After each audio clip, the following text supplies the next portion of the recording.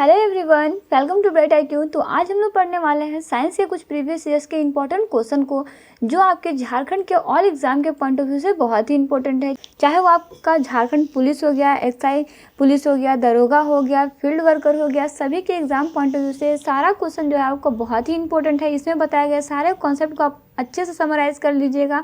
ये सारा क्वेश्चन आपका previous year plus repeated question है, जो आपके एग्जाम में मैच कर सकते हैं। तो प्लीज़ बिना स्किप किए सारे क्वेश्चन को कॉन्सेप्ट के अकॉर्डिंग जरूर स्टडी कीजिएगा। चलिए सबसे पहले हम लोग आते हैं फर्स्ट क्वेश्चन पे, जो है आपका कि निम्नलिखित में से कौन सा पौष्टिक तत्व अस्थि एवं दांतों के निर्माण एवं मजबूती के लिए आवश्यक नहीं है। आवश्यक है नहीं है। तो देखिए, दांतों और हमारे अस्थियों के लिए सबसे मजबूत या फिर बोल सकते हो सबसे पौष्टिक तत्व कौन कौन से होते हैं। तो देखिए, वो हैं आपके कैल्शियम, फास्फोरस और फ्लोरीन, जो आपके अस्थि एवं दांत निर्माण में सहायता करते हैं। वहीं इसकी कमी से जो है वो आपके अस्थि एवं दंत संबंधित बीमारियां जो है वो हो सकती है ना। जबकि आयोडीन जो है वो आपका थायराइड ग्रंथि के निर्माण में उपयोग होता है। इसलिए इसका करेक्ट आंसर क्या हो जाएगा, तो वो है आपका आयोडीन। आयोडीन किस चीज़ के लिए काम करता है, तो वो है आपका थायराइड ग्रंथि के नियंत्रण में उपयोग किया जाता है। यानी ऑप्शन डी जो है इसका करेक्ट आंसर हो जाएगा। वही नेक्स्ट है आपके पास कि प्रकाश संश्लेषण होता है। बताइए कब होता है प्रकाश संश्लेषण। तो जी हाँ, अगर हम लोग प्रकाश संश्लेषण यानी फोटोसिंथेसिस को समझते हैं, तो इसको समझने के लिए हम लोग इसे डिटेल्स में समझते हैं। जैसे अगर हम लोग बात करते हैं फोटोसिंथेसिस की, तो देखिए हरे पौधों में होने वाली एक क्रिया है, सभी को पता है, जिसमें वे भोज्य पदार्थ का निर्माण जो है वो करते हैं। और इस क्रिया में प्रकाश ही जो है वो ऊर्जा का प्रदान करता है। लेकिन प्राकृतिक रूप से पौधे जो है वो सूर्य के प्रकाश से ही ऊर्जा जो है वो ग्रहण करते हैं। लेकिन इसमें आपका समुद्री शैवाल आते हैं, जो कि चंद्रमा के प्रकाश में यह क्रिया जो है वो करते हैं, तथा विद्युत प्रकाश में भी पौधे में प्रकाश संश्लेषण की क्रिया होती है। हमारे क्वेश्चन में प्रकाश संश्लेषण की बात करी गई है, इसीलिए अगर हम लोग बात करते हैं पौधों में, तो पौधों में प्रकाश संश्लेषण जो होता है वो दिन में होता है। किंतु समुद्री शैवाल की बात करते हैं, यानी पेड़ पौधों की बात करते हैं, तो उसमें कब होता है, तो वह आपका रात्रि में चंद्रमा के प्रकाश के समय होता है। इसलिए आपका करेक्ट आंसर जो है ऑप्शन नंबर सी हो जाएगा। दिन में भी होता है अथवा रात में भी होता है ना। दिन में किस किस में होता है वो भी यहाँ पे दिया हुआ है, और रात में किस किस में होता है वो भी यहाँ पे दिया हुआ है ना। चलिए नेक्स्ट है आपके पास कि फेरोमोन्स पाए जाते हैं। बताइए फेरोमोन्स किस में पाए जाते हैं। देखिए फेरोमोन्स को पहले समझिए। तो फेरोमोन्स जो होता है ना, वो आपका एक रसायन है जो कीटों द्वारा उत्सर्जित किए जाते हैं, और यह आपका विपरीत लिंगी कीटों को भी आकर्षित करते हैं तथा स्वभाव को निर्धारित करने का कार्य भी करते हैं। यानी इसका करेक्ट आंसर क्या हो जाएगा, तो वह है आपका कीट हो जाएगा ना, कि फेरोमोन्स जो है वो पाए जाते हैं कीटों में ना। चलिए नेक्स्ट है आपके पास कि लोहा जिससे प्राप्त किया जाता है वह है। बताइए क्या है। तो जी हाँ, अगर हम लोग लोहा की बात करते हैं, तो लोहा जो है वो आपका हेमेटाइट से प्राप्त होता है, जबकि मोनोजाइट जो है वो आपका रेत से थोरियम प्राप्त होता है। वहीं हम लोग पिंच ब्लेड की बात करते हैं, तो पिंच ब्लेड से जो है वो आपका यूरियम प्राप्त होता है ना। यानी करेक्ट आंसर इसका क्या हो जाएगा, तो वह है आपका ऑप्शन नंबर डी हेमेटाइट ना। चलिए वही नेक्स्ट है आपके पास कि निम्नलिखित में से कौन सा जैविक नाइट्रोजन निर्धारण से संबंधित है। तो जी हाँ, अगर हम नाइट्रोजन निर्धारण से बात करते हैं, तो वह है आपका नीला हरा शैवाल ना। चलिए अगर हम लोग नीला हरा शैवाल की बात करते हैं, नील हरित शैवाल जो है वो आपका जलीय पौधा का एक ऐसा समूह होता है जिसे साइनोबैक्टीरिया भी कहा जाता है, और यह आपका एक कोशिकीय जीवाणु है। इन जीवाणु को धान की फसल के लिए वायुमंडलीय नाइट्रोजन को भूमि से संस्थापित करने के उद्देश्य से उपयोग में जो है वो लाया जाता है। ये आपका बहुत इंपॉर्टेंट है कि किस चीज़ के लिए और कैसे ये उपयोग में लाया जाता है। वही नील हरित शैवाल जो है वो आपका प्रकाश संश्लेषण में ऊर्जा ग्रहण करके वायुमंडलीय नाइट्रोजन का भूमि में स्थानांतरित जो है वो करते हैं ना।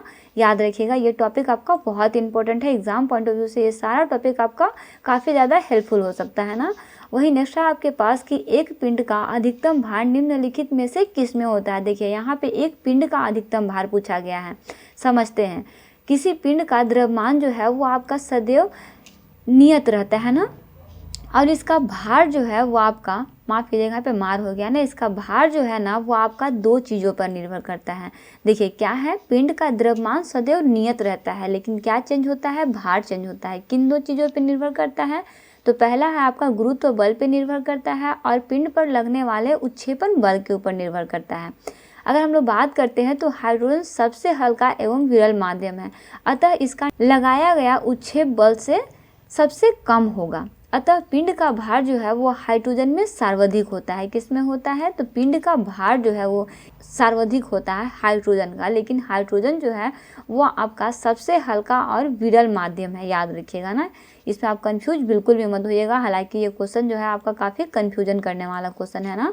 चलिए नेक्स्ट है आपके पास कि जब किसी झील की तली से उठकर वायु बुलबुला ऊपरी सतह पर आएगा तो इसका आकार क्या होगा, बताइए। तो जी हाँ, अगर हम लोग इसके आकार की बात करते हैं तो याद रखिएगा कि जब वायु का बुलबुला झील की तली से उठकर ऊपर की ओर आने लगता है तो तली में अपेक्षा ऊपर की ओर दाब जो है वो घटने लगता है, जिसके कारण वायु के बुलबुले का आयतन जो है वो बढ़ जाता है। यहाँ पे भी आपके पास पूछा गया है उसका आकार, तो उसका आकार क्या हो जाएगा? बढ़ जाएगा ना, क्योंकि इसका आयतन जो है वो बढ़ रहा है।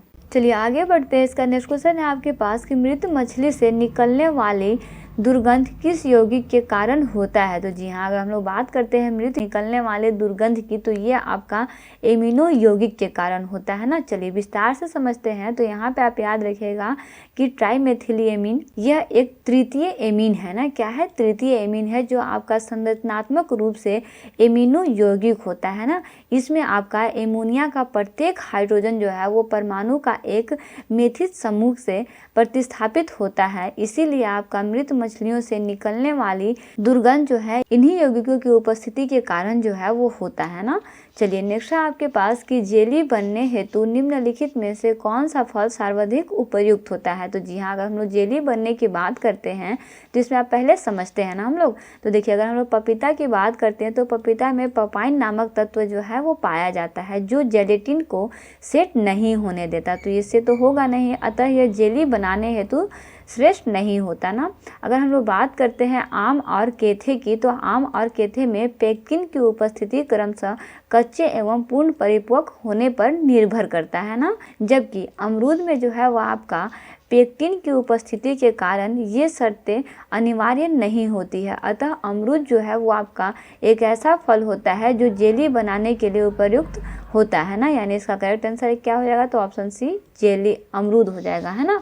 चलिए वही नेक्स्ट इस पार्ट का लास्ट क्वेश्चन है कि सिरका का रासायनिक नाम है, बताइए क्या है। तो जी हाँ, अगर हम लोग सिरका के रासायनिक नाम की बात करते हैं तो सिरका का रासायनिक नाम जो है ना वो आपका क्या हो जाएगा? तो वह है आपका एसिटिक अम्ल हो जाएगा।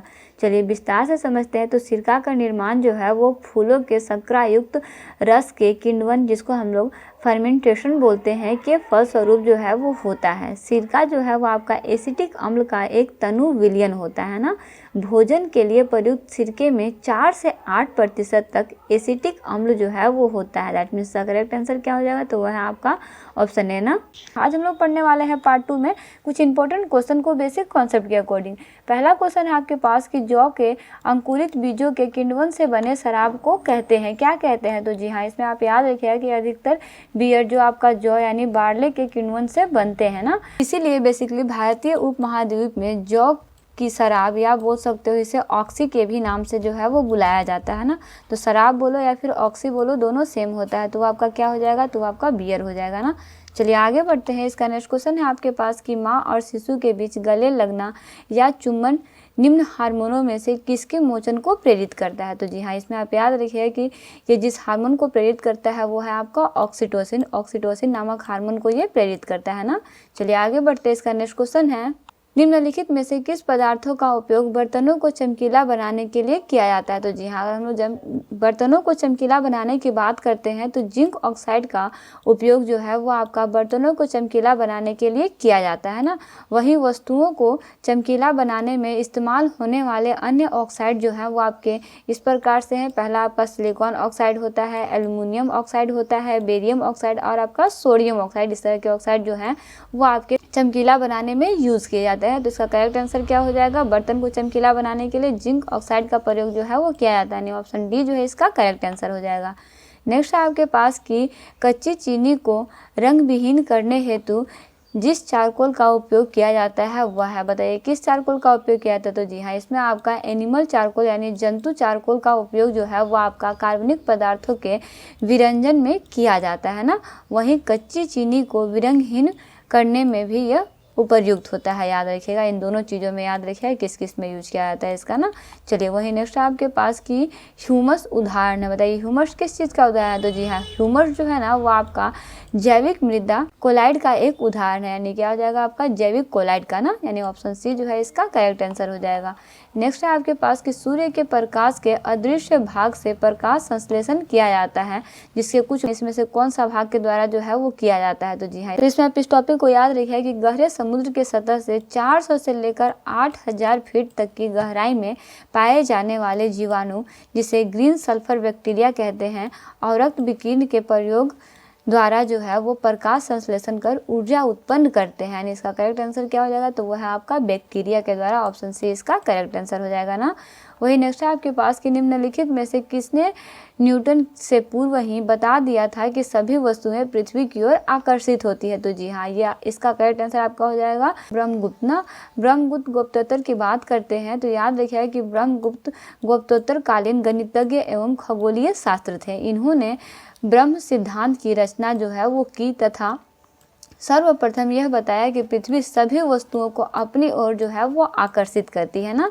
चलिए वही नेक्स्ट आपके पास कि सामान्य टीवी रिमोट कंट्रोल में उपयोग किए जाने वाले तरंगे होती है। बताइए कौन से तरंगे होते हैं? तो जी हाँ, सभी को पता होगा कि ये कौन से होते हैं, औरक्त किरणें होते हैं ना।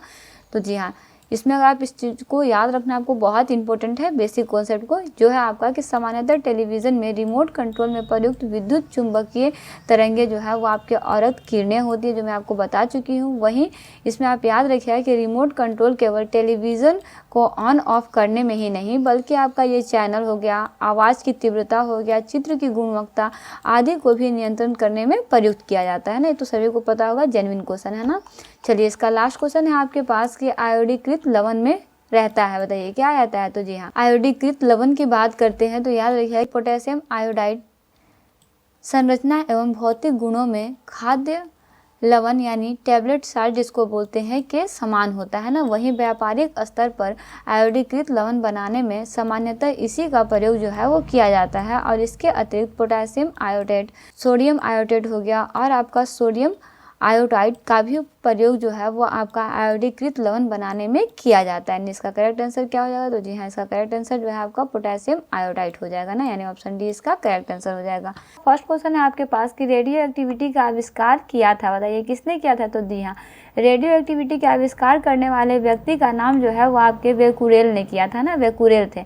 डिटेल्स में समझते हैं तो इनका पूरा नाम जो है वो आपका एंटोइन हेनरी बेकुरेल है, और ये आपके एक फ्रांसीसी भौतिक शास्त्री थे जिन्होंने सर्वप्रथम 1896 ईस्वी में रेडियो एक्टिविटी का खोज जो है वो किया था। यह खोज इन्होंने स्फुरदीप्ति पदार्थ यानी स्पार्कलिंग सब्सटेंसेस के अध्ययन के दौरान जो है वो की थी। याद रखिएगा ना, ये क्वेश्चन आपका, ये टॉपिक आपका बहुत ही इंपॉर्टेंट है इस क्वेश्चन के अंदर ना। चलिए आगे बढ़ते हैं। इसका नेक्स्ट क्वेश्चन है आपके पास कि लिक्विड पेट्रोलियम गैस के मुख्य अवयव हैं, बताइए कौन से इसके मुख्य अवयव हैं? तो जी हाँ, अगर हम लोग बात करते हैं तरलीकृत पेट्रोलियम गैस यानी एलपीजी का, तो यह आपका हाइड्रोजन गैसों का एक ज्वलनशील मिश्रण होता है जिसे ईंधन के रूप में प्रयोग में लाया जाता है ना। वहीं एलपीजी का मुख्य अगर बात करते हैं मिश्रण की, तो यह आपका प्रोटेन होता है, ब्यूटेन होता है और इथेन होता है, यानी ऑप्शन सी जो है इसका करेक्ट आंसर हो जाएगा, है ना। चलिए वहीं नेक्स्ट है आपके पास कि वायु से भरा गुब्बारों में हीलियम को हाइड्रोजन के अपेक्षा वरीयता दी जाती है, बताइए क्यों दी जाती है? क्योंकि इसमें क्या होता है? तो जी हाँ, अगर इसकी हम लोग बात करते हैं तो इसलिए इसको वरीयता दी जाती है क्योंकि यह जो है आपका अपेक्षाकृत अधिक उठाने की शक्ति जो है वो रखता है। चलिए विस्तार से समझते हैं। तो हाइड्रोजन जो है वो आपका अत्यधिक ज्वलनशील गैस होता है तथा वायु की ऑक्सीजन के साथ जो है वो बहुत विस्फोटक रूप से अभिक्रिया भी करती है। साथ ही साथ हीलियम गैस की गुब्बारों को उठाने की शक्ति जो है वो आपका हाइड्रोजन गैस की शक्ति से लगभग 92% भाग ही होता है, परंतु हीलियम गैस के अक्रिय एवं अज्वलनशील होने के कारण जो है इसे वायु गुब्बारों में प्रयुक्त जो है वो किया जाता है। तो आई थिंक कि आपको ये टॉपिक जो है वो काफ़ी इंटरेस्टिंग लगा होगा। टॉपिक को आपको याद रखना बहुत ज़्यादा इंपॉर्टेंट है ना। चलिए वही नेक्स्ट क्वेश्चन है आपके पास कि खुले में कुछ देर तक रखा दूध खट्टा हो जाता है, बताइए क्यों होता है? बहुत इंपॉर्टेंट क्वेश्चन। अब ये सारा क्वेश्चन जो है ना वो आपका बेसिक 8 to 10 तक जितने भी आप साइंस पढ़े हैं ना उन सारे साइंस के टॉपिक से ही ये सारा क्वेश्चन जो है वो कवर अप किया गया है। चलिए अगर डिटेल्स में बात करते हैं तो ताज़े दूध को वायु में खुला रखने से यह अनेक रोगजनक एवं अविकारी सूक्ष्म जीवों से संदूषित हो जाता है, सभी को पता है। वहीं अनेक अविकारी जीवाणु दूध को शर्करा लैक्टोज को लैक्टिक अम्ल में परिवर्तित कर देता है। याद रखिए, पहले ये लैक्टोज होता है जिसको किस में परिवर्तित करता है, तो लैक्टिक अम्ल में परिवर्तित करता है, जो दूध को खट्टेपन होने का एक बहुत ही महत्वपूर्ण कारण होता है। यानी कि इसका करेक्ट आंसर क्या हो जाएगा, तो वह है आपका लैक्टिक अम्ल के कारण। लैक्टिक अम्ल के कारण जो है ये आपका खट्टा हो जाता है दूध अक्सर ना। वही नेक्स्ट आपके पास कि 3 पिन बिजली के प्लग में सबसे लंबी पिन को जोड़ना चाहिए। बताइए किस में जोड़ना चाहिए, तो जी हाँ, 3 पिन बिजली के प्लग में सबसे लंबी पिन को आधार से ही जोड़ा जाता है ना। किससे जोड़ा जाता है, आधार से जोड़ना चाहिए। चलिए डिटेल्स में बात करते हैं तो 3 पिन प्लग में सजीव या फैज, जिसे लाइव या फैज भी बोलते हैं, उदासीन यानी न्यूट्रल एवं आधार यानी अर्थ ऑफ ग्राउंड सिरे से होता है ना। यानी दोनों एक साथ रहने वाले सिरों में फेज एवं उदासीन तारों को जोड़ते हैं, इसीलिए आपका तीसरी एवं लंबी पिन में अर्थ को जो है वो जोड़ते हैं ना, इसलिए आपका ये आधार के सिरे से हो जाएगा, है ना। चलिए नेक्स्ट है आपके पास कि पूर्ण आंतरिक परिवर्तन होता है जब प्रकाश जाता है। बताइए पूर्ण आंतरिक परिवर्तन कब होता है, ये आप बहुत डिटेल्स में पढ़े होंगे क्लास में ना। तो जी हाँ, जब प्रकाश की किरण किसी सघन माध्यम से विरल माध्यम में प्रवेश करती है तो आपतन कोण जो है वह आपका क्रांतिक कोण से अधिक हो जाने पर आपतित किरण जो है वो सघन माध्यम से वापस लौट जाता है। ये तो आप सभी को पता होगा, जिससे इसमें पूर्ण आंतरिक परिवर्तन जो है वो होता है। पूछा गया है क्वेश्चन में कि ये प्रकाश में कब होता है, जल हीरे से कांच में जाने पर, कि जल से कांच में जाने पर, वायु से जल में जाने पर, या फिर वायु से कांच में जाने पर। तो जी हाँ, हीरे का अपवर्तनांक जो है वो आपका कांच से अधिक होने के कारण हीरे से कांच में प्रकाश के जाने पर जो है वो आपका पूर्ण परिवर्तन जो है वो होता है। याद रखिएगा कब होता है, तो जब ये हीरे से कांच में प्रकाश की किरण जाती है ना, तब पूर्ण आंतरिक परिवर्तन होता है। यानी आपका ऑप्शन ए जो है इसका करेक्ट आंसर हो जाएगा ना। चलिए नेक्स्ट है आपके पास कि एक जैव पद्धति जिसमें पराश्रव्य ध्वनि का उपयोग किया जाता है वह है, बताइए कौन सा है, तो जी हाँ, वो आपका सोनोग्राफी हो जाएगा। सोनोग्राफी को आपको अल्ट्रासोनोग्राफी भी कहा जाता है, जो आपका चिकित्सीय निदान का एक महत्वपूर्ण साधन होता है। यह आपका पराश्रव्य ध्वनि पर आधारित एक चित्रांकन तकनीकी होता है ना। वहीं अगर हम लोग बात करते हैं तो चिकित्सा के क्षेत्र में इसके कई उपयोग है, जिसमें से गर्भावस्था में गर्भस्थ शिशु के स्वास्थ्य के बारे में जानकारी की प्राप्ति के लिए भी इसका प्रयोग जो है वो किया जाता है, मतलब प्रमुख यूज इसका होता है ना। चलिए आगे बढ़ते हैं। इसका नेक्स्ट क्वेश्चन है आपके पास कि निम्नलिखित में से कौन सा यूरेनियम समस्थानिक परमाणु ऊर्जा संयंत्र में बिजली उत्पादन में इस्तेमाल किया जाता है। तो जी हाँ, अगर हम लोग परमाणु ऊर्जा संयंत्र में विद्युत उत्पादन की बात करते हैं तो वह आपका यूरेनियम समस्थानिक यानी U-235 का प्रयोग जो है वो किया जाता है। यानी ऑप्शन सी जो है इसका करेक्ट आंसर हो जाएगा। नेक्स्ट है आपके पास कि जब किसी झील की तली से उठकर वायु बुलबुला ऊपरी सतह तक आएगा तो उसका आकार बताइए, उसका आकार क्या हो जाएगा। तो जी हाँ, जब वायु का बुलबुला जो है वो झील की तली से उठकर ऊपर की ओर जाने लगता है तो तली की अपेक्षा ऊपर की ओर दाब जो है वो घटने लगता है, जिसके कारण वायु के बुलबुला का आयतन जो है वो बढ़ जाता है। दाब घटता है और आपका क्या होता है, इसका आयतन जो है वो बढ़ जाता है। यानी आकार, यहाँ पे आयतन की बात हो रही है, यानी क्या हो जाएगा आपका बढ़ जाएगा, है ना। क्या हो जाएगा आपका, तो जी हाँ, ये आपका हो जाएगा बढ़ जाएगा। ठीक है, तो इसका ऑप्शन ए जो है आपका करेक्ट आंसर हो जाएगा। चलिए आगे बढ़ते हैं। इसका नेक्स्ट क्वेश्चन है आपके पास, पेयजल में गामा उत्सर्जक समस्थानिक है या नहीं, इसकी पुष्टि निम्नलिखित में से किससे की जाती है। तो जी हाँ, अगर हम लोग इसमें बात करते हैं तो पेयजल में गामा उत्सर्जन समस्थानिक की उपस्थिति का पता जो है वो आपका परस्फुरन गणक यानी सेंटिलेशन काउंटर से लगाया जाता है। यानी ऑप्शन सी जो है इसका करेक्ट आंसर हो जाएगा ना। वही नेक्स्ट है आपके पास कि प्लाज्मा झिल्ली बनी होती है, बताइए किस चीज़ से बनी होती है। तो जी हाँ, प्लाज्मा झिल्ली जो है ना वो आपका प्रोटॉन और आपका लिपिड दोनों से बनी होती है। यानी ऑप्शन सी जो है इसका करेक्ट आंसर हो जाएगा। विस्तार में समझते हैं तो प्लाज्मा झिल्ली या आपका कोशिका झिल्ली एक आपका अर्धपारगम्य सजीव झिल्ली होता है ना, जो आपका प्रत्येक सजीव कोशिका के जीव द्रव को घेरे रखती है। बहुत इंपॉर्टेंट क्वेश्चन है। अगर हम लोग यहाँ पे एक साइंटिस्ट की बात करते हैं जो है आपके रॉबर्टसन, तो रॉबर्टसन के द्वारा जो है आपका यहाँ पे ईस्वी दिया हुआ है, द्वारा प्रस्तुत अवधारणा के अनुसार जो है वो आपका कोशिका झिल्ली की बाहरी एवं भीतरी परतें प्रोटीन द्वारा तथा मध्य वाली परत का निर्माण जो है वो आपका लिपिड द्वारा होता है, इसलिए इसमें प्रोटीन और लिपिड दोनों का यूज किया जाता है ना। वर्तमान में बात करते हैं तो कोशिका झिल्ली की संरचना से संबंधित सिंगर एवं निकोलस जिसका ईस्वी आपका 1972 है, इसके दौरान प्रस्तुत अवधारणा सर्वाधिक मान्य है ना। इसके अनुसार क्या है कि कोशिका झिल्ली में फास्फोलिपिड की 2 परतें होती हैं जिसके बीच बीच में कुछ प्रोटोनें भी होती हैं ना। यहाँ पे इन दोनों टॉपिक को आपका याद रखना है कि आपका रॉबर्टसन के अकॉर्डिंग क्या था और आपका निकोलस के द्वारा अभी के समय में क्या है। तो इन दोनों टॉपिक को आपको समराइज करना बहुत इंपॉर्टेंट है। हो सकता है कि इससे आपका नेक्स्ट एग्जाम में क्वेश्चन पूछ सके ना। वही नेक्स्ट है आपके पास की पैथोजिन जो सामान्य जुकाम के लिए उत्तरदायी है वह है, बताइए वह क्या है। तो जी हाँ, अगर हम लोग पैथोजिन की बात करते हैं तो यह आपका राइनो वायरस है। क्या है, आपका एक तरह का राइनो वायरस है जो कि आपका सामान्य जुकाम के लिए उत्तरदायी होता है। वहीं जुकाम जो है वह आपका एक संक्रामक रोग है जो आपका छींक, वायु इत्यादि के माध्यम से संचरित होता है तथा इसमें रोगी को सिर दर्द, हल्का ज्वर एवं नाक व आँखों से पानी जो है वो गिरता है। ये इसका कुछ लक्षण है, बोल सकते हैं ना।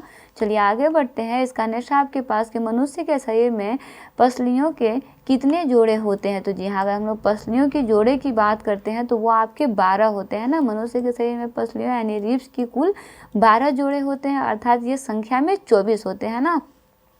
प्रत्येक पसली जो है वो आपका वक्ष के सामने की ओर उरोअस्थि स्टर्नम से तथा पीछे की ओर वक्षीय कशेरुकाओं थोरैसिक वर्टिब्रे से संधित रहती है ना। वहीं अगर पसलियां जो है वो आपके कमान की भांति झुकी हुई होती है ना। सभी पसलियां जो है वो मिलकर लगभग बेलनाकार पिंजरा जो है वो बनाती है। आप देखे भी होंगे फिगर में, जिसमें आपके फेफड़े और हृदय यानी हार्ट दोनों ही स्थित होते हैं ना। चलिए आगे बढ़ते हैं। इसका नेक्स्ट है आपके पास कि पित्ताशय में उपस्थित पत्थर निम्नलिखित में से किसका पाचन प्रभावित करते हैं, बताइए। ये आपका बहुत इंपॉर्टेंट क्वेश्चन है। तो जी हाँ, अगर हम लोग पित्ताशय की बात करते हैं तो पित्ताशय जो है वो आपका वृक्क से उत्पन्न पित्त का भंडारण जो है वो करता है। वहीं आपका पित्ताशय के अंदर जो है वो पित्त के अवयवों के संघनन से बना हुआ वराकृत जमाव ही आपका पित्त की पथरी होती है ना। आपका बहुत ही इंपॉर्टेंट पार्ट है इस क्वेश्चन के अंदर ना। वही पित्त की पथरी जो है वो आपका वसा युक्त भोजन के पाचन में समस्या उत्पन्न जो है वो करती है, यानी आपका करेक्ट आंसर क्या हो जाएगा। तो यह है आपका ऑप्शन बी वसा का ना। वही नेक्स्ट क्वेश्चन है आपके पास कि प्रतिवर्ती क्रियाओं यानी रिफ्लेक्शन एक्शन का नियंत्रण केंद्र कहाँ पर है। तो जी हाँ, अगर हम लोग इसके नियंत्रण केंद्र की बात करते हैं तो वह आपका कशेरुक रज्जु यानी स्पाइनल कॉर्ड में होता है। चलिए विस्तार में समझते हैं। तो शरीर में प्रतिवर्ती क्रिया जो है इसका नियंत्रण कशेरुक रज्जु यानी स्पाइनल कॉर्ड के द्वारा जो है वो होता है।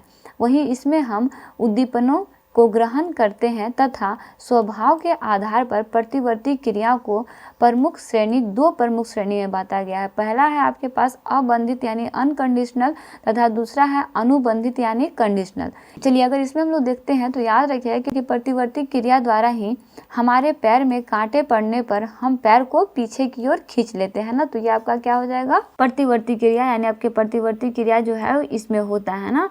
तो इन सारे टॉपिक को, जो टॉपिक इसमें रिलेवेंट है ना, इन सारे रिलेवेंट टॉपिक को आपको याद करना बहुत इंपॉर्टेंट है, क्योंकि इसमें से कुछ भी टॉपिक जो है आपके एग्जाम में पूछे जा सकते हैं ना। चलिए वही नेक्स्ट है आपके पास कि मूंगफली का अत्यधिक हानिकारक रोग है। बताइए मूंगफली का अत्यधिक हानिकारक रोग क्या होता है। तो जी हाँ, मूंगफली का टिक्का रोग। ये टिक्का रोग क्या है। तो जी हाँ, मूंगफली की फसल हेतु अत्यधिक हानिकारक होता है टिक्का रोग। यह रोग जो है वो आपका एस्कोरस्पोरा पर्सोनेटा नामक कवक से होता है। याद रखिए किस कवक से होता है, उसका नाम आपको याद रखना बहुत इंपॉर्टेंट है ना। तो इसका करेक्ट आंसर क्या हो जाएगा। तो यह आपका टिक्का ना, कि मूंगफली का अत्यधिक हानिकारक रोग टिक्का रोग है ना। चलिए वही नेक्स्ट है आपके पास कि फेरोमोन्स पाए जाते हैं। बताइए फेरोमोन्स कहाँ पाया जाते हैं। तो जी हाँ, अगर हम लोग फेरोमोन्स की बात करते हैं तो फेरोमोन्स जो है ना वो आपका एक रसायन है जो कीटों द्वारा उत्सर्जित किए जाते हैं। वहीं यह आपका विपरीत लिंगी कीटों को आकर्षित करने तथा स्वभाव को निर्धारित करने का कार्य भी करते हैं ना। यानी इसका करेक्ट आंसर क्या हो जाएगा। तो वह है आपका टीकों में होता है ना, यानी ऑप्शन ए जो है इसका करेक्ट आंसर हो जाएगा। वही नेक्स्ट है आपके पास कि निम्नलिखित में से क्या जल से हल्का होता है। तो जी हाँ, अगर हम लोग जल से हल्का होने की बात करते हैं तो सोडियम का अपेक्षाकृत घनत्व जो है ना वो आपका 0.97 होता है और जल से हल्का होने के कारण यह जल पर तैरने भी लगता है। इसका करेक्ट आंसर क्या हो जाएगा, तो वह है आपका सोडियम। यहाँ पे पूछा गया है कि जल से हल्का कौन सा है। अगले क्वेश्चन में हो सकता है कि आपसे पूछ दे कि जो जल से हल्का होता है उसका घनत्व कितना होता है ना, या फिर सोडियम जो है वो जल से हल्का होता है तो इसका घनत्व कितना है। तो इस तरह से आपको क्वेश्चन के अंदर टॉपिक जो मैं आपको बता रही हूँ उन सारे टॉपिक को आपको समराइज करना है ना। चलिए नेक्स्ट है आपके पास कि निम्नलिखित में से कौन सा तत्व लोहे के साथ मिश्रित होने पर इस्पात बनता है जो उच्च ताप का प्रतिरोध कर सकता है ना, जिसमें उच्च कठोरता और आपका अपघर्षण प्रतिरोधकता होती है। तो जी हाँ, अगर हम लोग इसमें बात करते हैं तो वह है आपका स्टेनलेस स्टील।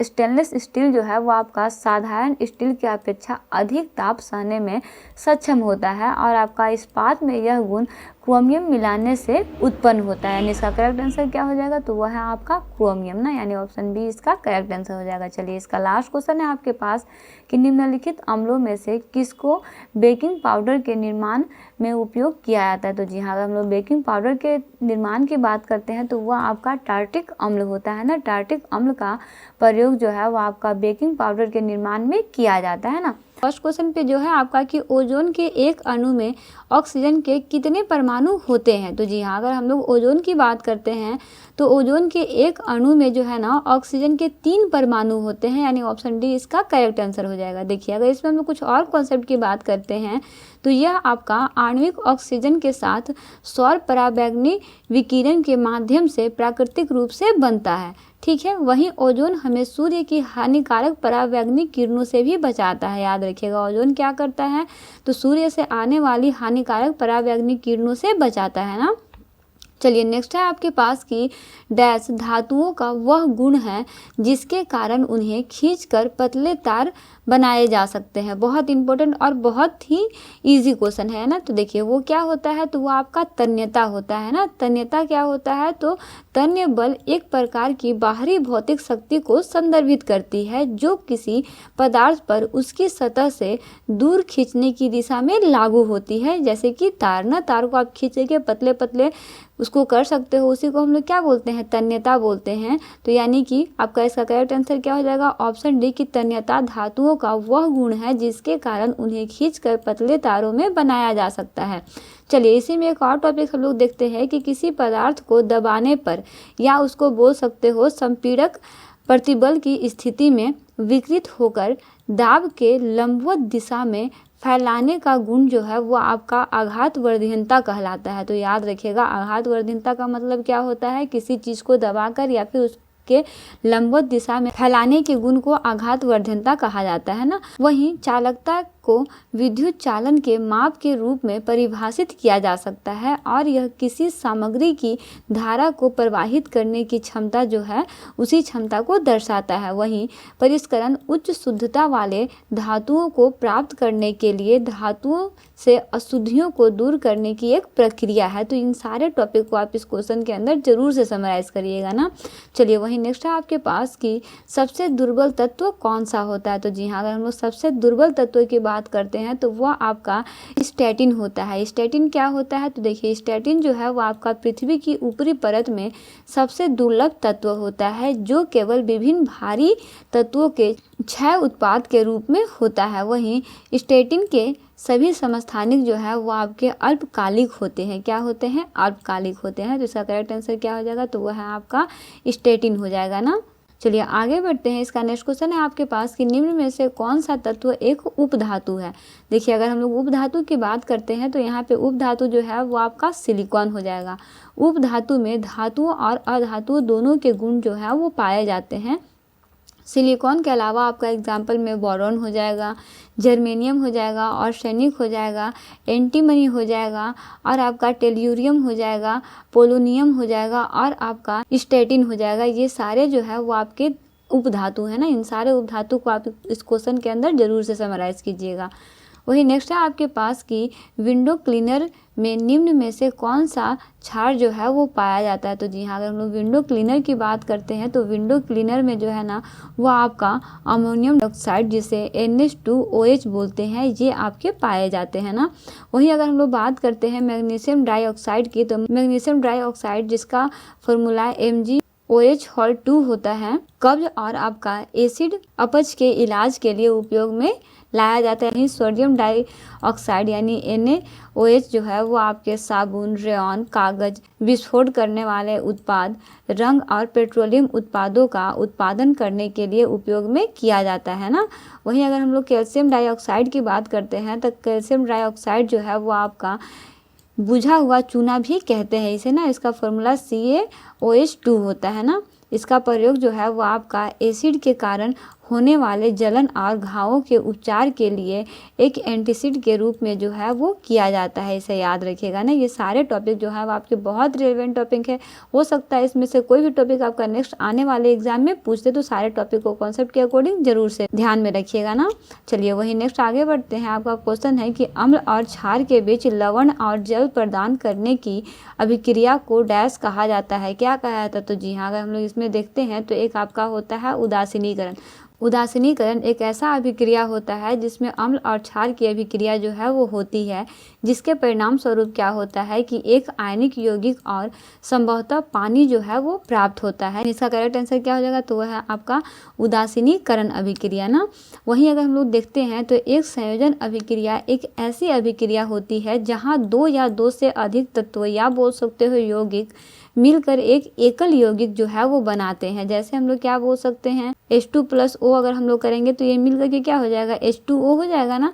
तो इस तरह से इसे हम लोग क्या बोलेंगे? जो H2O बनेगा उसे हम लोग क्या बोलेंगे? संयोजन अभिक्रिया बोलेंगे ना। वहीं अगर विस्थापन की बात करते हैं, विस्थापन मतलब अलग होना ना, तो विस्थापन अभिक्रिया वह अभिक्रिया होता है जिसमें परमाणु या परमाणुओं का एक समूह एक अणु में दूसरे परमाणु द्वारा विस्थापित होता है। यानी एक अणु होगा, उसका दूसरा परमाणु जो है वो उससे अलग हो जाएगा।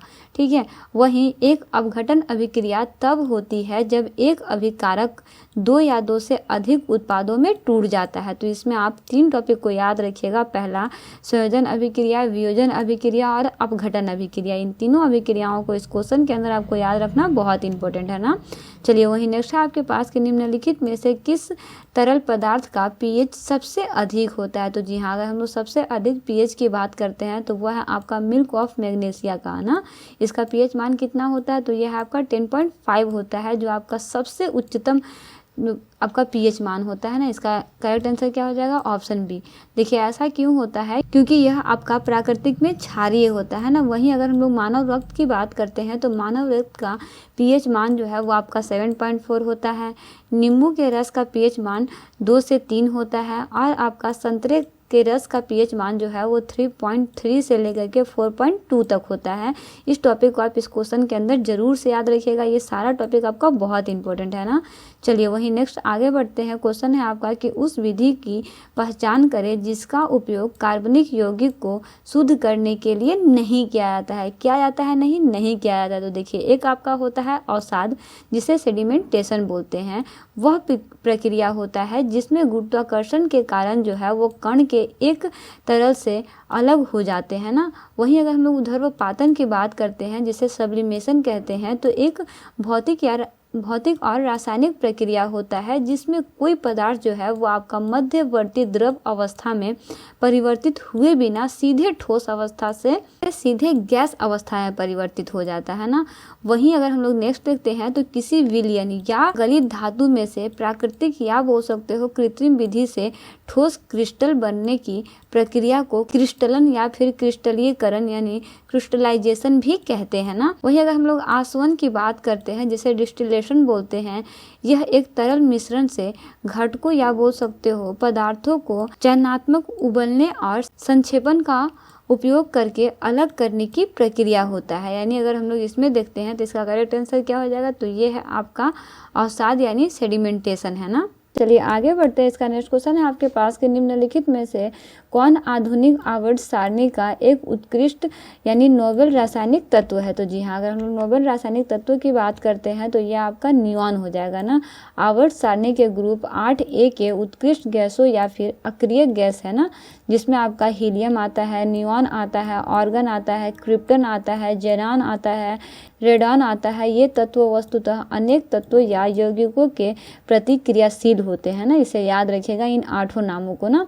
चलिए आगे बढ़ते हैं। इसका नेक्स्ट क्वेश्चन देखते हैं जो है आपका कि एक समूह 16 तत्वों के सबसे बाहरी कोष में कितने इलेक्ट्रॉन होते हैं? तो जी हाँ, अगर हम लोग बाहरी तत्व के इलेक्ट्रॉन की बात करते हैं तो समूह 16 के तत्व के सबसे बाहरी कोष में 6 इलेक्ट्रॉन होते हैं। कितने होते हैं? 6 इलेक्ट्रॉन होते हैं ना। वहीं समूह 16 के तत्व oxygen, sulphur, selenium, tellurium, polonium, ये सारे हैं ना। वहीं इसमें नेक्स्ट टॉपिक याद रखिएगा कि दिमित्री मेंडलीफ को आधुनिक आवर्त सारणी का जनक जो है वो कहा जाता है ना। आपसे क्वेश्चन में आए कि आधुनिक आवर्त सारणी के जनक किसे कहा जाता है, तो वो आपके दिमित्री मेंडलीफ है ना। वहीं अगर हम लोग आवर्त की बात करते हैं तो आवर्त 7 आवर्त सारणी की एक क्षैतिज पंक्ति है ना। एक समूह 18 आवर्त सारणी की एक ऊर्ध्वाधर पंक्ति है ना। अगर हम लोग क्षैतिज पंक्ति की बात करते हैं तो उसमें 7 आवर्त हैं। अगर हम लोग ऊर्ध्वाधर की बात करते हैं तो इसमें आपके 18 समूह है, याद रखिएगा ना। ये सारे आवर्त सारणी की बात करी गई है ना। चलिए वही नेक्स्ट है आपके पास कि निम्न में से किसमें सबसे कम गलनांक होता है। अगर हम लोग गलनांक की बात करते हैं तो याद रखिएगा कि जिंक विद्युत का सुचालक होता है ना। और एक धातु के लिए जिंक का गलनांक अपेक्षाकृत 419.5 डिग्री सेल्सियस होता है ना। लेकिन टीन की तुलना में जिंक का गलनांक जो है वो अधिक होता है, यहाँ पे कम पूछा गया है। यानी टीन में जो है वो आपका 232 डिग्री सेल्सियस गलनांक होता है। इसलिए इसका करेक्ट आंसर क्या हो जाएगा, तो वह है आपका टीन ना, क्योंकि इसमें सबसे कम पूछा गया है। सबसे ज़्यादा पूछा जाता तो जिंक होता, कम पूछा गया इसलिए टीन होगा ना। चलिए वही नेक्स्ट है आपके पास कि तरल अपशिष्ट जल के ऊपर तैरने वाले वसा, ग्रीस और तेल जैसे ठोस पदार्थ डैश कहलाते हैं। बताइए क्या कहलाते हैं? तो जी हाँ, तरल अपशिष्ट जल के ऊपर तैरने वाले वसा हो गया, ग्रीस हो गया या फिर तेल जैसे ठोस पदार्थ जो है वो आपके अपंग कहलाते हैं, याद रखिए। यानी ऑप्शन बी जो है इसका करेक्ट आंसर हो जाएगा। वहीं यूरिया, जिसे कार्बामाइड के रूप में भी जाना जाता है, एक प्राकृतिक रूप से पाया जाने वाला अणु है ना, जो प्रोटीन चयापचय द्वारा निर्मित होता है और आपका स्तनधारी में प्रचुर मात्रा में भी पाया जाता है। वहीं खाद मिट्टी को उर्वरित करने और सुधारने के लिए उपयोग की जाने वाली सामग्री का मिश्रण होता है।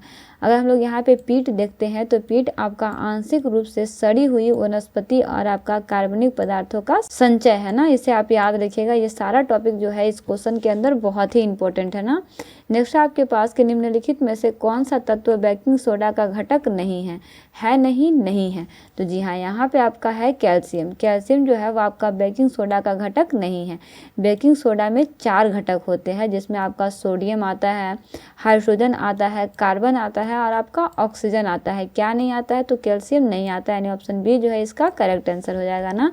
वही नेक्स्ट है आपके पास कि एथलीट फुट डैश के कारण होने वाली बीमारी है। बताइए किसके कारण होने वाली बीमारी? तो जी हाँ, अगर हम लोग एथलीट फुट की बात करते हैं तो यह आपका एक ही प्रकार के कवक, जिसे डर्माटोफाइट्स बोलते हैं, के कारण होता है। कवक के कारण होने वाले अन्य बीमारियों जैसे दाद हो गया, ईस्ट हो गया, संक्रमक हो गया, ओनिकोमाइकोसिस हो गया और आपका जौ खुजली हो गया, स्पर्गिस संक्रमण हो गया और आपका कोक्सीडियोडोमाइकोसिस हो गया और स्पैरोट्रिकोसिस हो गया, वैली फीवर हो गया और आप हिस्टोप्लाज्मोसिस हो गया आदि। इस तरह के रोग जो है इसके कारण ये सारी बीमारियां जो हैं वो हो सकते हैं ना। यानी इसका करेक्ट आंसर जो है वो आपका क्या हो जाएगा? तो वह है आपका कवक। इसका ऑप्शन डी जो है करेक्ट आंसर हो जाएगा, कवक ना। वही नेक्स्ट है आपके पास कि निम्नलिखित में से कौन सा कोशिकांग अंतःकोशिकीय परिवहन के लिए मार्ग और निर्माण सतह दोनों के रूप में कार्य करता है? तो जी हाँ, इसमें आप याद रखिए कि वह आपका अंतःद्रव्य जालिका ना। अंतःद्रव्य जालिका जो है वो कोशिका में सबसे बड़ा अंग है और आपका प्रोटीन संश्लेषण, परिवहन, प्रोटीन तह, लिपिड और आपका स्टेरॉइड संश्लेषण, कार्बोहाइड्रेट चयापचय और कैल्शियम भंडारण का एक प्रमुख स्थल है। तो याद रखिए किन किन चीज़ों का ये प्रमुख स्थल है ना। वहीं आगे बढ़ते हैं। नेक्स्ट क्वेश्चन है आपके पास कि रक्त में कुछ कोशिकाओं की उपस्थिति के कारण रक्त का थक्का बनता है, उन्हें कहते हैं। बताइए क्या कहते हैं? बहुत ईजी सा क्वेश्चन है। उसे प्लेटलेट्स कहते हैं ना। प्लेटलेट्स जो है वो आपका छोटी रक्त कोशिकाएँ होती हैं जो रक्त स्राव को रोकने के लिए शरीर को थक्के बनाने में मदद करती है ना। चलिए वही नेक्स्ट है आपके पास कि मनुष्य के हाथ में कितनी हड्डियां होती हैं? बहुत इंपॉर्टेंट क्वेश्चन। तो जी हाँ, अगर हम लोग मानव के हाथ की हड्डियों की बात करते हैं तो वो टोटल आपके 27 हड्डियां होते हैं। कल्प्स की बात करते हैं तो कल्प्स या फिर कलाई में 8 होते हैं। वहीं मेटाकल्प्स या फिर हथेली में 5 होते हैं और शेष 14 जो है वो आपके डिजिटल हड्डियां हैं जो आपके उंगलियां और अंगूठे में होती है ना। चलिए वही नेक्स्ट है आपके पास कि मेसोफिल कोशिकाएं किसी पौधे में कहाँ पाई जाती है। तो जी हाँ, अगर हम लोग मेसोफिल कोशिकाओं की बात करते हैं तो मेसोफिल कोशिकाएं जो है वो पौधों की पत्तियों में पाए जाने वाले एक प्रकार के जमीनी उत्तक होते हैं ना। कैसे होते हैं? जमीनी उत्तक होते हैं। कहाँ पाए जाते हैं? पत्तियों में पाए जाते हैं ना। और ये आपके प्रकाश संश्लेषण में महत्वपूर्ण भूमिका भी जो है वो निभाते हैं ना। चलिए आगे बढ़ते हैं। इसका नेक्स्ट क्वेश्चन है आपके पास कि श्वेत प्रकाश का उसके घटक रंगों में विभक्त होना डैश कहलाता है। बताइए क्या कहलाता है? तो जी हाँ, श्वेत प्रकाश के अपने घटक रंगों में विभक्त होने की इस घटना को जो है ना वर्ण विक्षेपण कहा जाता है। क्या बोलते हैं? वर्ण विक्षेपण कहते हैं ना।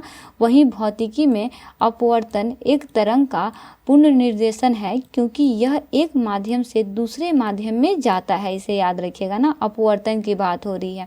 जब प्रकाश की किरण किसी चिकनी पॉलिश की हुई सतह पर पहुंचती है और प्रकाश की किरण वापस से लौट जाती है तो इसे प्रकाश का परावर्तन कहते हैं।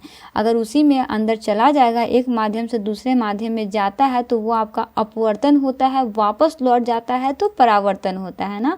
वहीं प्रकीर्णन की बात करते हैं तो भौतिकी में एक कण के दूसरे कण से टकराने के कारण गति की दिशा में परिवर्तन जो है वो आपका प्रकीर्णन कहलाता है। इस सारे टॉपिक को इस क्वेश्चन के अंदर जरूर से याद रखिएगा। अपवर्तन, परावर्तन, प्रकीर्णन और वर्ण विक्षेपण, ये सारा टॉपिक आपका बहुत बहुत रिलेवेंट है। देखिए फिजिक्स हो गया, चाहे बायोलॉजी, जो भी मैं आपको बता रही हूँ, चाहे केमिस्ट्री हो गया, उसमें जो भी आपका क्वेश्चन से रिलेवेंट टॉपिक बन सकता है उन सारे टॉपिक को इसमें कवर अप किया गया है ना। चलिए नेक्स्ट इस पार्ट का लास्ट क्वेश्चन है आपके पास कि सूर्य द्वारा उत्सर्जित प्रकाश का रंग क्या होता है। तो जी हाँ, सूर्य द्वारा उत्सर्जित प्रकाश का रंग जो है वो ऑलवेज सफ़ेद होता है ना, जिसमें हल्के लाल, नारंगी, पीले, हरे, नीले, नील जामुनी और आपका वायलेट की सभी दृश्य आवृत्तियां जो है वो शामिल होती हैं, जो सभी इंद्रधनुष के रंग जो है वो बनाते हैं। और इस रंग का पैटर्न जो है वो आपका विबग्योर कहलाता है, VIBGYOR ना। इसको अगर आप शुरुआती से उल्टा क्रम में पढ़िएगा तो आपका red, orange, yellow, green, blue, indigo, violet आ जाएगा ना। इस तरह से इसका सारा कलर जो है वो होता है ना। फर्स्ट क्वेश्चन से जो है आपका तैराकों को पानी में तैरने में कौन सा बल जो है वो मदद करता है? बताइए। तो जी हाँ, बिल्कुल सही जवाब। इसका आंसर क्या हो जाएगा? तो तैराकों को पानी में तैरने के लिए उत्प्लावन बल जो है वो मदद करता है। डिटेल्स में समझते हैं तो उत्प्लावन बल जो है वो आपका किसी वस्तु पर आंशिक रूप से या पूरी तरह से पानी में डूबी हुई वस्तु पर ऊपर की ओर लगने वाला एक बल होता है ना। याद रखिएगा कौन सा बल होता है, ठीक है। वही नेक्स्ट है आपके पास कि आवेग यानी इम्पल्स को किस प्रकार परिभाषित किया जा सकता है? बताइए। तो जी हाँ, अगर हम लोग आवेश यानी इम्पल्स की बात करते हैं तो याद रखिएगा कि किसी वस्तु के संवेग को बदलने के लिए ना समय के साथ जो है वो कार्य के करने वाले बल के प्रभाव का वर्णन या बोल सकते हो मात्रा निर्धारित करने के लिए आवेग यानी इम्पल्स का उपयोग जो है वो किया जाता है, जिसका यूनिट जो है वो आपका केजी मीटर पर सेकेंड जो है वो होता है। वहीं एक थोड़े समय के लिए कार्य करता है ना। क्या करता है? ये थोड़े समय के लिए कार्य करता है और यह बल की तरह एक सदिश राशि है और इसकी दिशा भी होती है। यानी इसका करेक्ट आंसर क्या हो जाएगा कि किसी पिंड पर थोड़े समय के लिए कार्य करने वाला एक बल है ना, उसे क्या बोलते हैं? उसे इम्पल्स यानी आवेग बोलते हैं, ठीक है। चलिए आगे बढ़ते हैं। इसका नेक्स्ट क्वेश्चन है आपके पास कि निम्नलिखित में से कौन सा राशि जो है वो सदिश नहीं है? सदिश अदिश तो सभी को पता होगा। तो जी हाँ, वह राशि जिसमें परिमाण और दिशा दोनों होते हैं वे क्या कहलाते हैं? सदिश राशि कहलाते हैं। जो आपका यहाँ पे वेग और बल ये जितने भी हैं ये आपके सभी सदिश राशि हैं। जो आपका सदिश राशि नहीं है वो है आपका कार्य। कार्य जो है वो आपका एक अदिश राशि है ना, क्योंकि यहाँ पे वेग, त्वरण और बल इन सभी में क्या है? परिमाण और दिशाएं दोनों है ना। चलिए आगे बढ़ते हैं। इसका नेक्स्ट क्वेश्चन है आपके पास कि एवेंजेलिस्टा टोलिसेली किस खोज के लिए प्रसिद्ध है? तो इसमें आप एक चीज याद रखिएगा कि ये आपका मरकरी बैरोमीटर के लिए है ना। मरकरी बैरोमीटर जो कि आपका वायुमंडलीय दाब को मापने वाला एक उपकरण होता है, इसके आविष्कार के लिए ये प्रसिद्ध है। कौन? तो वह है आपके एवेंजेलिस्टा टोरिसेली ना। इनका एवेंजेलिस्टा भी होता है, एवेंजेलिस्टा भी कहीं कहीं देखने को मिलेगा, तो इसमें कंफ्यूज मत होइएगा। तो इसका करेक्ट आंसर क्या हो जाएगा? तो वह है आपका ऑप्शन नंबर सी। नेक्स्ट अगर हम लोग स्प्रिंग तुला की बात करते हैं तो यह आपका एक बैलेंस जो कि स्प्रिंग के तनाव से वजन मापता है एक उपकरण, है ना। अब इसकी खोजकर्ता कौन है, तो वह है आपके रिचर्ड सॉल्डर, है ना। वही अगर हम लोग पीजोमीटर की बात करते हैं तो पीजोमीटर जो है वो आपका एक तरल और गैस के दबाव को मापने के लिए एक उपकरण है ना। और इसके खोजकर्ता कौन है, तो वह है आपके हंस क्रिश्चियन ओर्टेंड ना। वही अगर हम लोग वैक्यूम गैस की बात करते हैं जो कि आपका वायुमंडलीय दाब के नीचे दाब को मापता है, तो इसके खोजकर्ता जो है वो आपके बॉयल है ना, याद रखिएगा। तो इन सारे टॉपिक को इस क्वेश्चन के अंदर आप याद रखिएगा। हो सकता है कि नेक्स्ट एग्जाम में आपके पास इससे रिलेटेड कोई क्वेश्चन पूछ दे या फिर उनके खोजकर्ता या फिर किस चीज का खोज किया है उनका भी नाम दे दे, तो आप इस क्वेश्चन को अच्छे से बना पाइए इस पॉइंट ऑफ व्यू से। इन सारे क्वेश्चन को आप जरूर से स्टडी कीजिएगा। सारा का लिंक जो है वो आपको टेलीग्राम चैनल पे मिल जाएगा। टेलीग्राम चैनल का लिंक जो है वो आपका नीचे डिस्क्रिप्शन बॉक्स में दिया हुआ है, वहां से आप सारे क्वेश्चन को पीडीएफ में डाउनलोड करके स्टडी कर सकते हैं ना। चलिए नेक्स्ट है आपके पास कि किसी पदार्थ की मात्रा को मापने के लिए निम्नलिखित में से कौन सी इकाई जो है यानी एसआई इकाई जो है वो यूज किया जाता है। तो जी हाँ, अगर हम लोग किसी पदार्थ की मात्रा को मापने की बात करते हैं तो वो है आपका मोल। किसी भी पदार्थ की मात्रा का ऐसा यूनिट जो है वो आपका मोल होता है। वही ताप का ऐसा यूनिट जो है वो आपका केल्विन होता है। कैंडेला जो है वो आपका ज्योति तीव्रता का ऐसा यूनिट होता है, याद रखिएगा ना। चलिए आगे बढ़ते हैं। इसका नेक्स्ट है आपके पास कि डाल्टन के परमाणु सिद्धांत के अनुसार परमाणु छोटी पूर्ण संख्याओं के अनुपात में मिलकर डैश बनाता है, क्या बनाता है। तो जी हाँ, याद रखिएगा कि डाल्टन के परमाणु सिद्धांत के अनुसार परमाणु जो है वो छोटी पूर्ण संख्याओं के अनुपात में मिलकर जो है वो आपका एक यौगिक का निर्माण करता है ना। वही अगर हम लोग जॉन डाल्टन के बारे में बात करते हैं तो आधुनिक परमाणु सिद्धांत का जनक भी जो है वो इन्हें माना जाता है। वही डाल्टन का परमाणु सिद्धांत जो आपका ईस्वी था, इन्होंने परमाणुओं और उनके गुणों के संदर्भ में सभी पदार्थों का वर्णन करने का पहला पूर्ण प्रयास जो है वो किया था। कब किया था, 1803 ईस्वी में किया था ना। इन्हें भी क्या कहा जाता है, तो परमाणु सिद्धांत का आधुनिक जनक कहा जाता है ना। चलिए नेक्स्ट है आपके पास कि निम्नलिखित में से कौन सी धातु हवा में नम कार्बन डाइऑक्साइड के साथ अभिक्रिया करती है और धीरे धीरे अपनी चमकदार भूरी सतह खो देती है और एक हरा कोट जो है वो प्राप्त कर लेती है। तो जी हाँ, याद रखिएगा कि वो है आपका कॉपर। कॉपर जो है वो हवा में नम कार्बन डाइऑक्साइड के साथ प्रक्रिया करता है और आपका धीरे धीरे अपनी चमकदार भूरी सतह को खो देता है और एक हरा कोट प्राप्त कर लेता है ना। और ये हरा पदार्थ जो है वो आपका क्षारीय कॉपर कार्बोनेट कहलाता है ना, याद रखिएगा, है ना। चलिए दूसरा करेक्ट आंसर क्या हो जाएगा, तो वह है आपका कॉपर ना। चलिए वही नेक्स्ट है आपके पास कि निम्न में से किसमें लिंग गुणसूत्र नहीं होता है। तो जी हाँ, अगर हम लिंग गुणसूत्र नहीं होने की बात करते हैं तो वह है आपका छिपकली। छिपकली की अनेक प्रजातियां सहित अनेक सरीसृपी में भी जो है वो लिंग गुणसूत्र नहीं होता है ना। जैसे सांप वगैरह हो गया, बहुत सारे इस तरह के सरीसृपी होते हैं ना, सही में जो है वो आपका लिंग गुणसूत्र नहीं होता है। इसमें लिंग निर्धारण पर्यावरणीय ताप से होता है ना। चलिए वहीं आगे बढ़ते, इसका नेक्स्ट है आपके पास डीएनए में उपलब्ध कौन सा यौगिक एमिनो अम्ल नहीं बनाता है। बनाता है नहीं बनाता है। तो देखिए आपका एडिनिन हो गया, गुआनिन हो गया और आपका साइटोसिस हो गया, ये सभी जो है ना वो आपके एमिनो अम्ल बनाते हैं। वहीं अगर हम लोग टायरोसिन की बात करते हैं तो टायरोसिन जो है वो आपका एक अतात्विक एमिनो अम्ल यानी नॉन एसेंशियल एमिनो एसिड होता है जो कि स्तनियों के शरीर में ही निर्मित होता है ना, इसे याद रखिएगा ना। वहीं टायरोसिन की बात करते हैं तो टायरोसिन नामक एमिनो अम्ल जो है वो आपका डीएनए में मौजूद एक यौगिक है। क्या है, डीएनए में मौजूद एक प्रकार का यौगिक है जो कि एमिनो अम्ल नहीं बनाता है ना। उपस्थित तो रहता है लेकिन एमिनो अम्ल नहीं बनाता है। वहीं डीएनए एक न्यूक्लिड अम्ल होता है जो कि किसी जीवों की लक्षणों की संकेत सूचनाओं को जन्म प्रति की भांति जनकों से संतानों में पहुंचने का कार्य जो है वो करता है, इसे याद रखिएगा। ये टॉपिक आपका इस क्वेश्चन के अंदर बहुत इंपॉर्टेंट रोल प्ले करता है। तो जी हाँ, इसका करेक्ट आंसर क्या हो जाएगा, तो वो आपका हो जाएगा कि वो है आपका टायरोसिन ना। टायरोसिन इसका करेक्ट आंसर हो जाएगा ना। चलिए नेक्स्ट है आपके पास कि प्रत्यस्थ जिसे इलास्टिक भी कहा जाता है उत्तक टिश्यू जो हड्डियों को एक साथ पकड़े रखता है कहते हैं। बताइए क्या कहते हैं। तो जी हाँ, याद रखिएगा कि इसे बेसिकली लिगामेंट्स यानी स्नायु जो कि आपका प्रत्यस्थ उत्तक होता है जो हड्डियों को एक साथ पकड़े रखता है ना। वही लिगामेंट्स जो है वो हड्डियों को अन्य हड्डियों के साथ जो है वो संबंध को जोड़ने का भी कार्य जो है वो करता है। यानी इसका करेक्ट आंसर क्या हो जाएगा, तो वह है आपका स्नायु लिगामेंट्स ना। चलिए नेक्स्ट है आपके पास, यकृत एवं मांसपेशियों में ऊर्जा जमा होता है, बताइए किसके उपस्थिति में या फिर किस रूप में जमा होता है। डिटेल्स में बात करते हैं तो शरीर की कोशिकाओं को कार्य करने के लिए ऊर्जा की आवश्यकता होती है, बिल्कुल होती है। और यह ऊर्जा जो है वो हमें शुगर, वसा, प्रोटीन की रासायनिक क्रियाओं से जो है वो प्राप्त होती है। अगर हम लोग शुगर की बात करते हैं तो शुगर शरीर में ग्लूकोज में परिवर्तित हो जाती है, जो एक सरल शर्करा है ना, और यह अवशोषण होकर के रक्त में विभिन्न अंगों तक ऊतकों में पहुंच जाती है। और यकृत मांसपेशियों में मुख्यतः ग्लूकोज या बोल सकते हो ऊर्जा ग्लाइकोजन के रूप में जो है वो जमा हो जाता है ना। दैट मीन्स इसका करेक्ट आंसर क्या हो जाएगा, तो वह आपका ग्लाइकोजन के रूप में ना, ठीक है, याद रखिएगा।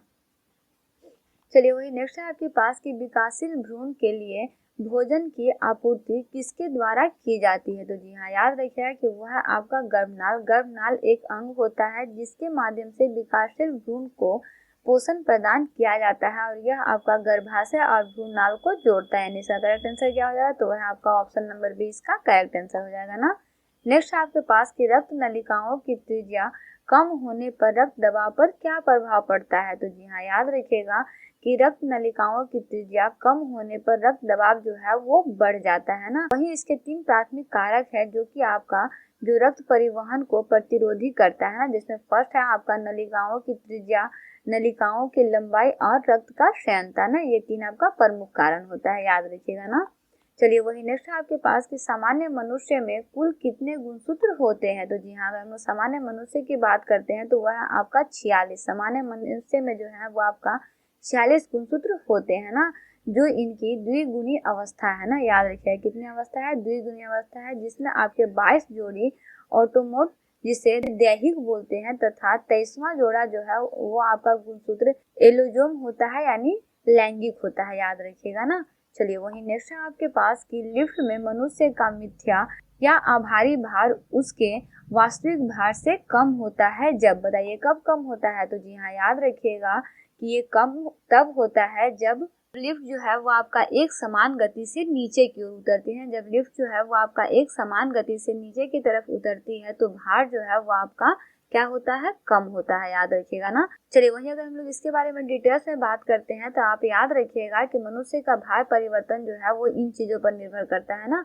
जब लिफ्ट नियत त्वरण के साथ ऊपर की ओर जाता है तो भार बढ़ता है, लेकिन जब लिफ्ट जो है वो नियत त्वरण के साथ नीचे की ओर आता है तब भार जो है वो कम होता है ना।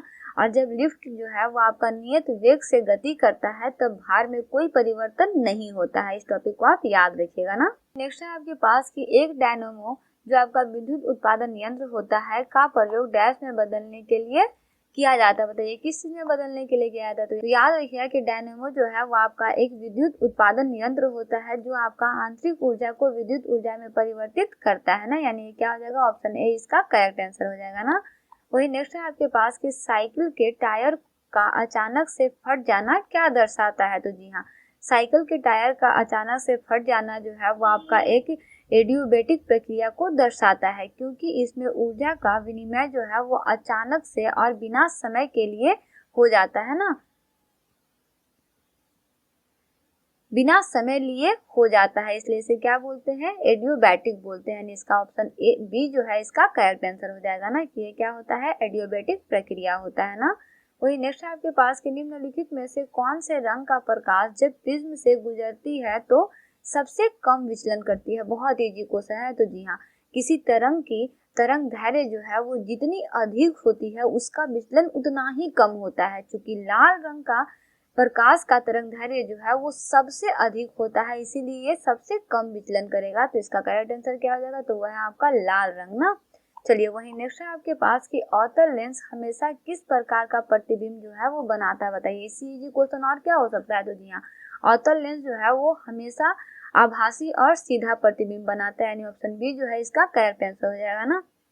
वहीं अवतल लेंस जो है वो आपका अपसारी लेंस होता है तथा इसमें अपवर्तन के पश्चात किरणें जो है वो आपके वास्तविक रूप में नहीं मिलती, वास्तविक रूप से नहीं मिलती है ना, और इस लेंस में प्रतिबिंब हमेशा वस्तु की ओर लेंस तथा फोकस के बीच बनता है, इसे आप याद रखिएगा इस टॉपिक के अंदर ना। चलिए इस पार्ट का लास्ट क्वेश्चन है कि चुंबकीय क्षेत्र रेखाएं खींचने के लिए किस उपकरण का प्रयोग जो है वो किया जाता है, तो जी हाँ, चुंबकीय क्षेत्र रेखाओं को खींचने के लिए जो है ना वो बेसिकली कंपास का यूज किया जाता है ना। किसका यूज किया जाता है? कंपास का यूज किया जाता है, याद रखिएगा ना।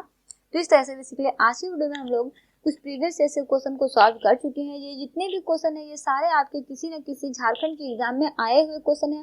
तो सारे क्वेश्चन को कॉन्सेप्ट के अकॉर्डिंग स्टडी करते रहिए। हो सकता है क्वेश्चन आपका हूबहू नहीं है, लेकिन इसमें जितनी भी मैं कॉन्सेप्ट बताई हूँ कॉन्सेप्ट से कुछ न कुछ क्वेश्चन जो है वो आपका मैच करेगा 100% ना।